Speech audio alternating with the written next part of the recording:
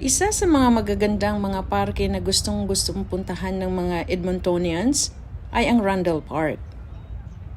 Dito, isa na rito makikita ninyo ang mga gansa. Ayan, kumakain sila at ayan, umiipot din. Kaya mag-ingat kayo pag kayo ay nagawi rito. Sa damuhan sila umiipot. Ito naman yung lawa. Isa pa lang ito, pero marami kang makikita ditong lawa sa Rundle Park. Ayan, pinifeature ko naman dito yung mga gansa na nandyan sa lawang yan. Nagre-relax lang din ako habang ako ay nakaupo sa malaking bato at pinifeature ko yung mga kabilang mga puno at mga gansang yan, pati yung mga tao. Nare-relax din ako.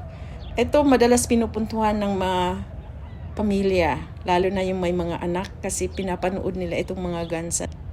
Nakakatuwa kasi silang panuorin.